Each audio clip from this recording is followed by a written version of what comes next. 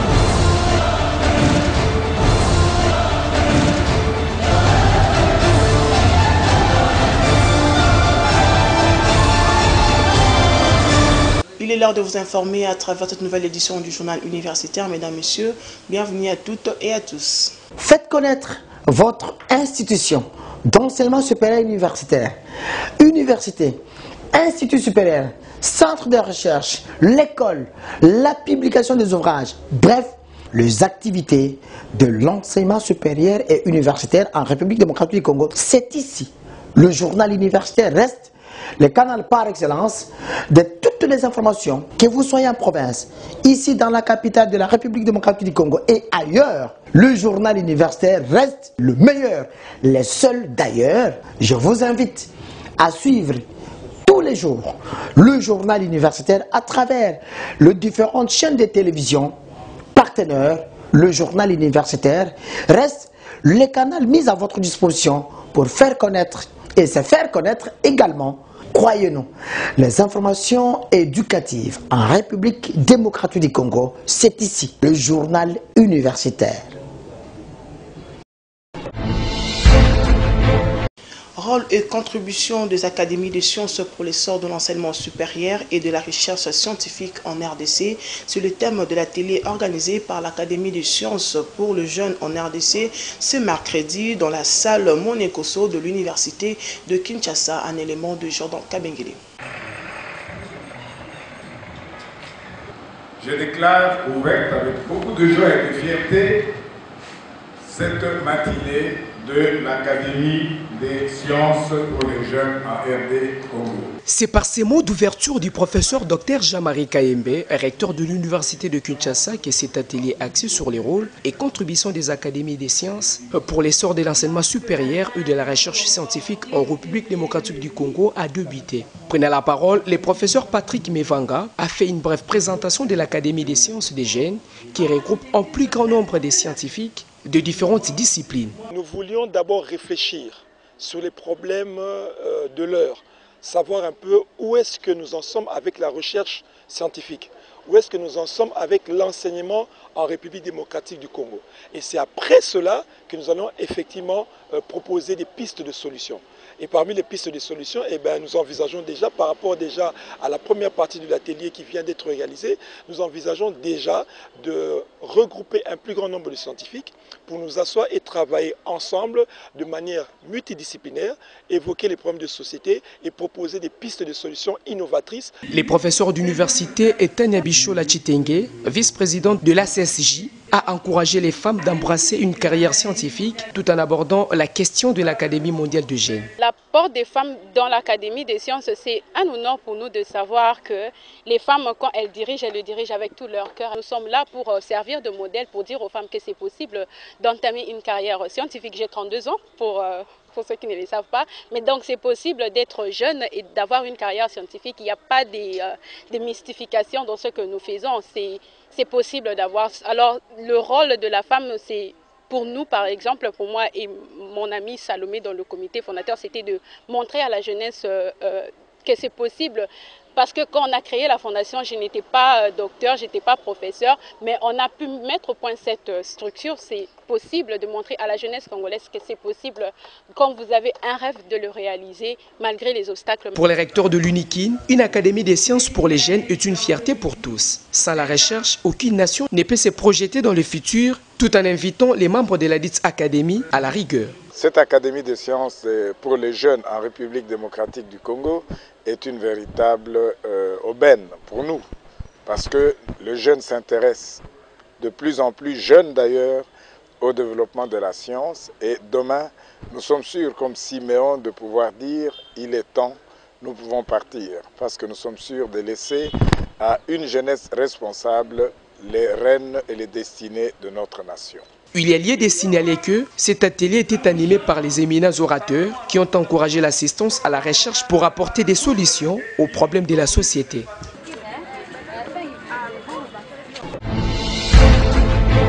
Restons à l'université de Kinshasa pour parler cette fois-ci de la conférence de l'autorité de la régulation de la sous-traitance dans le secteur privé ARES en sigle, placée sous le thème présentation de la dite autorité de la régulation, une activité organisée par la coordination estudiantine de cet établissement en collaboration avec ARSP. Un objectif très économique. Ces conférences axées sur la présentation de l'autorité de la régulation des sous-traitances dans les secteurs privés ARSP en sigle que dirige le directeur général honorable Miguel Kachal Katem ont été un privilège pour les étudiants de l'université de Kinshasa qui entreprennent dans plusieurs secteurs comme les souligne Sharon Kapingaros, coordonnatrice des étudiants et initiatrice de ces échanges qui ont eu lieu sous la houlette du professeur Jean-Marie Kayembe, recteur de l'UNIKIN. C'est un honneur, un plaisir et un privilège pour toute la communauté estudiantine de l'université de Kinshasa de recevoir le directeur général de l'autorité de la régulation de la sous-traitance du secteur privé. Nous avons saisi cette opportunité pour lui présenter quelques projets des étudiants et nous sommes plus que contents parce qu'à cette occasion, le directeur général a pris un engagement de pouvoir soutenir tous ces projets, de les accompagner pour que ces projets aujourd'hui deviennent des start-up, pas plus tard des entrepreneurs et avoir des jeunes millionnaires congolais entrepreneurs. Le recteur de l'université de Kinshasa, le professeur Jean-Marie Kayembe, en présence d'autres membres du comité de gestion, a mis un accent sur l'importance de ces conférences. Le premier point de vue est celui d'une satisfaction totale. Parce que là, nous sommes en train de marier absolument l'enseignement théorique à la vision de notre institution, qui voudrait que nos étudiants deviennent réellement des entrepreneurs. Le directeur général nous a présenté ce qu'était son organisme aujourd'hui. La plupart d'entre nous qui n'en avaient pas encore réellement entendu parler ont, dans une simplicité et un plaidoyer clair, compris exactement ce qu'en parabole disait le président de la République, Félix-Antoine Tshisekedi Tshilombo: je voudrais faire des millionnaires congolais. Échangeant avec les étudiants sur les réalisations de l'ARSP, son directeur général a encouragé ces derniers à saisir l'opportunité qu'offre son agence dans le secteur des sous-traitances par rapport à un partage non équitable des actions qui s'observaient dans les chefs des partenaires locaux et expatriés. Sans l'entrepreneuriat, il n'y a pas les PME. Et sans les PME, nous n'aurons jamais l'industrialisation du pays et la diversification de l'économie nationale qui est le socle d'un pays, le socle de l'économie durable. Donc, comme je venais de le dire aux étudiants, de continuer à faire confiance au président de la République, chef de l'État, qui est porteur de cette vision d'un Congo nouveau sur le plan économique, et de faire confiance à l'ARSP comme un instrument de changement et de diversification de l'économie nationale. Notons que ces conférences sont clôturées par la visite des stands de quelques entrepreneurs étudiants de l'université de Kinshasa à la satisfaction de tous.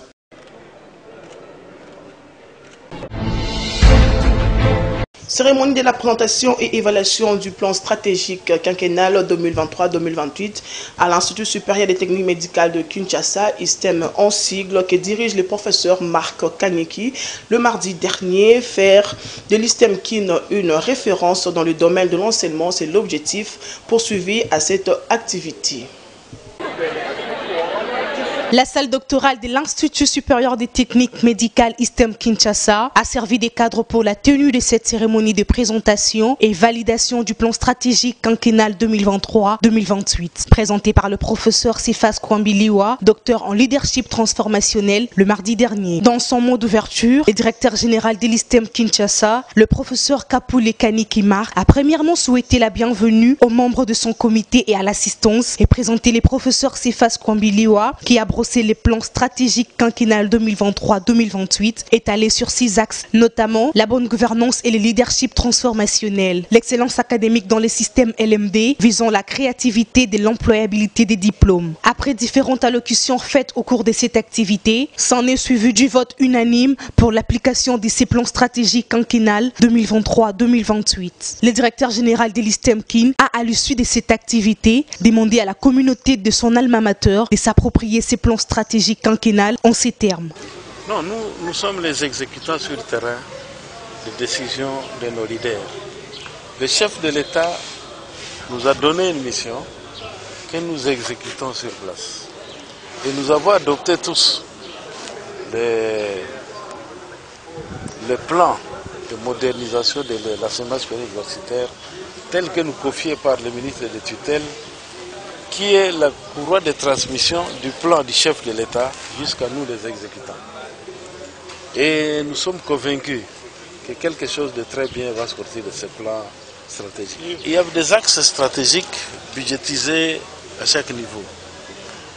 C'est-à-dire, dans 5 ans, nous ne voulons pas qu'on nous confie tout l'argent, mais c'est l'exécution de ces actes stratégiques que nous allons faire et qui sont budgétisés. Notons que la somme des 40 milliards de francs congolais et les montants arrêtés pour ces projets répartis en 6 actes, soit 8 milliards de francs congolais pour chacun.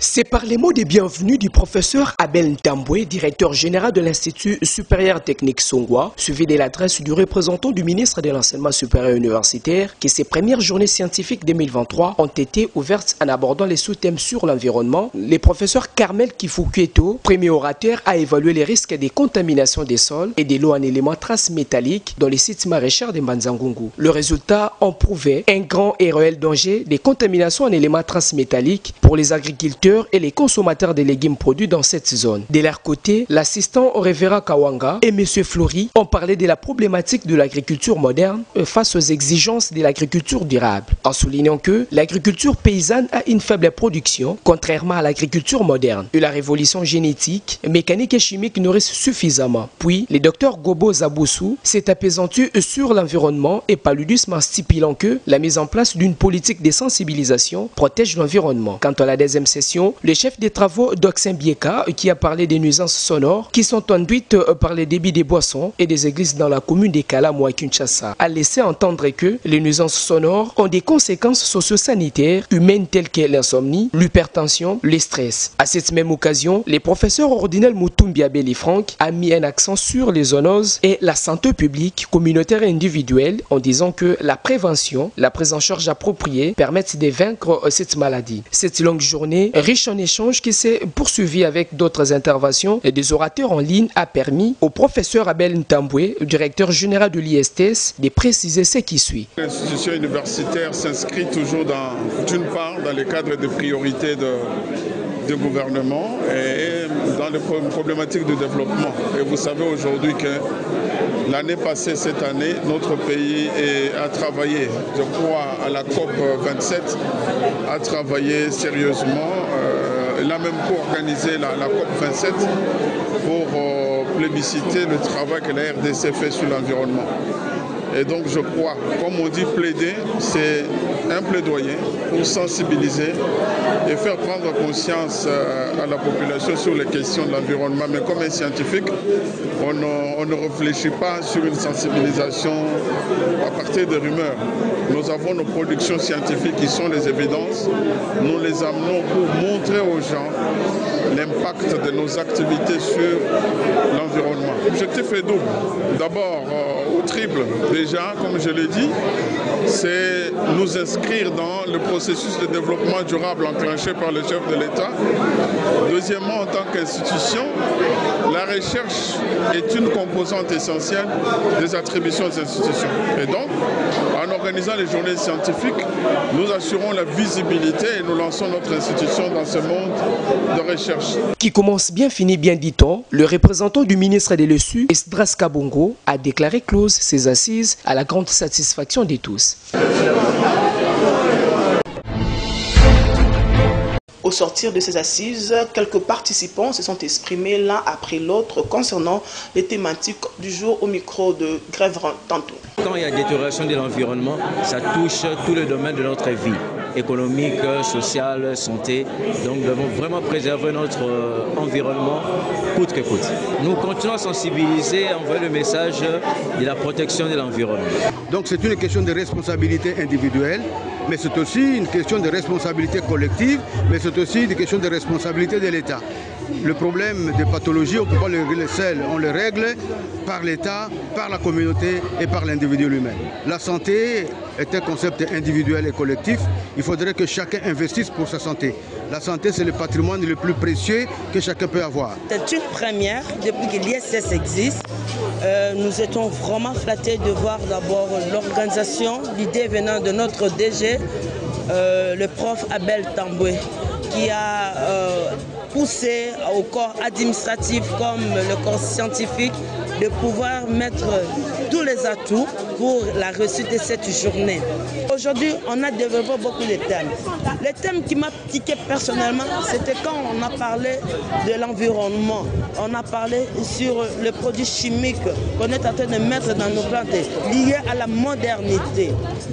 La femme maraîchère, la femme ménagère aujourd'hui, face à tous ces engins, quel est son problème?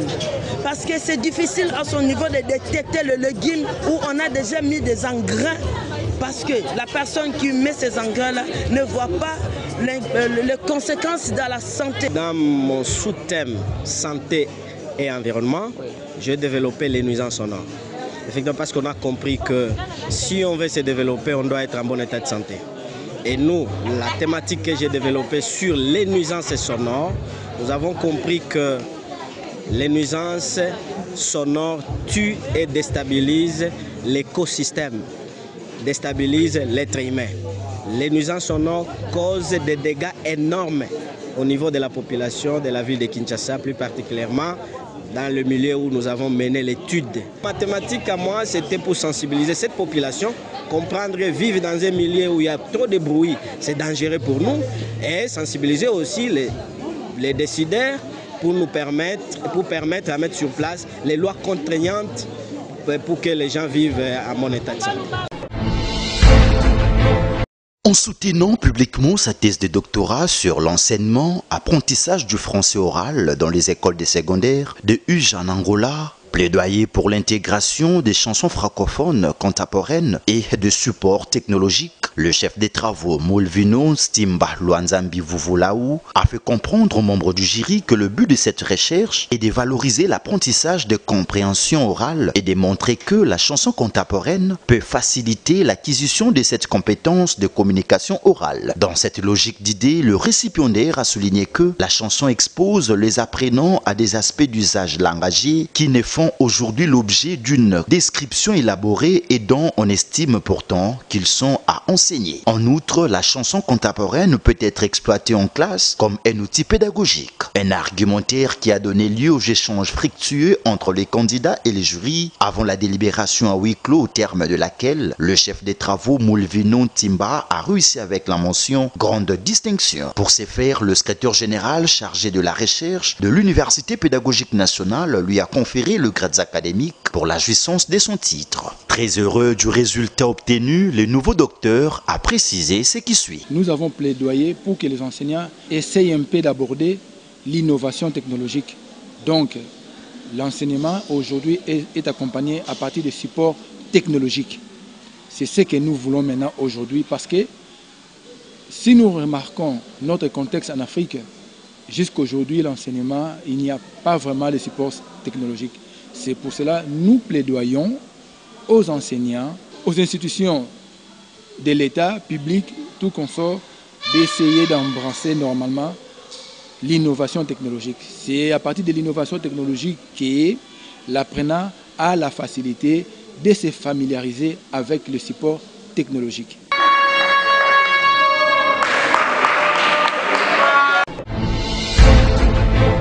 Le professeur Jean-Marie Kayembe, recteur de l'Université de Kinshasa, souhaite un heureux anniversaire au président de la République, Félix-Antoine Tshisekedi Tshilombo, qui vient de souffler une bougie de plus dans sa vie. Il est au micro de Van Longoulou. C'est d'abord présenter à son Excellence, Monsieur le Président de la République, chef de l'État, Félix-Antoine Tshisekedi Tshilombo, nos vœux de bonheur et de santé, de prospérité. C'est vraiment un anniversaire, on ne peut meilleur. 60 ans, c'est la véritable maturité.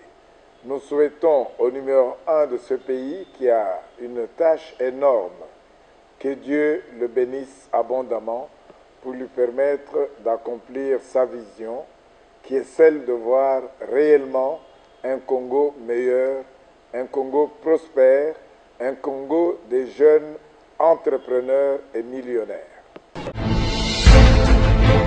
À l'occasion du 60e anniversaire de naissance du président de la République, Félix-Antoine Tshisekedi Tshilombo, le professeur Abbé Solo, recteur de l'université, président Joseph Kasavubu de Boma, souhaite un bon anniversaire au premier chancelier des universités et instituts supérieurs de la République.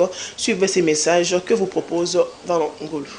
Souhait d'anniversaire de l'Université d'État président Joseph Kasavubu UKV Boma à son Excellence M. Félix-Antoine Tshisekedi Tshilombo, président de la République démocratique du Congo, chef de l'État. Excellence, Monsieur le Président de la République, chef de l'État, à l'occasion de la commémoration de votre 60e anniversaire de naissance, ce 13 juin 2023, l'Université d'État président Joseph Kasavubu de la ville historique de Boma, en province du Congo central, rangé comme un seul homme, sous le leadership de son recteur, M. l'abbé professeur Darius Bamwene Solo, vous présente ses souhaits d'heureux anniversaire, de prospérité et de bonne santé et confirme son soutien à toutes vos initiatives de pacification du pays, principalement dans la partie Est, de revitalisation des universités et instituts supérieurs et de promotion de la jeunesse estudiantine de la République démocratique du Congo. Vive les 60 ans de notre président de la République. Fête à Boma, le 13 juin 2023, le recteur de l'UKV Boma, professeur Abbé Darius Bamwene Solo. Avant de fermer ce chapitre, suivez les souhaits du directeur général de l'Institut supérieur des commerces de Kinshasa, le professeur Edson Nyonsaba, au président de la République Félix-Antoine Tshisekedi à l'occasion du 60e anniversaire de sa naissance.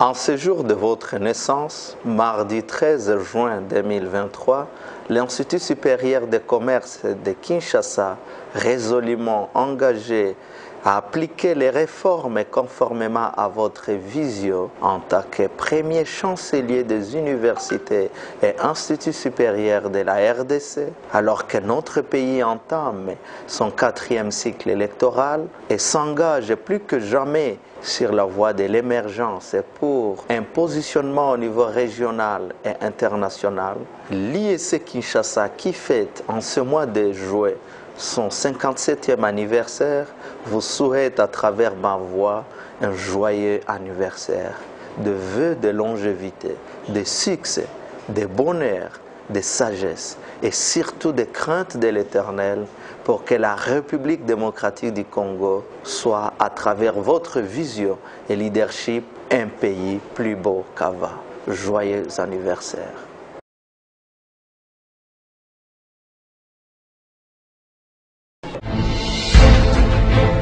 L'état de délabrement et d'insalubrité de la route Kalembelembe dans la commune de Lingwala ne cesse d'inquiéter les habitants de ce coin et les étudiants, mais aussi les élèves qui empruntent cette voie. Un constat fait par Tatiana Kamwanya qui était sur les lieux.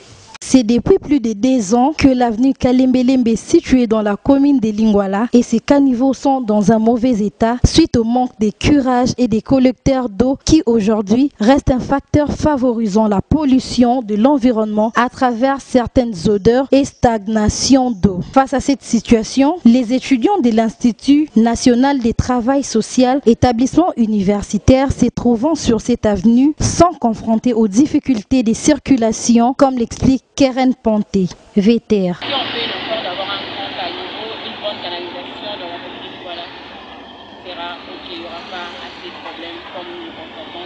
Pour Dorcas Modabi, les autorités communales avec celles de la ville, ensemble avec l'OVD, doivent travailler en synergie pour qu'une solution durable soit trouvée.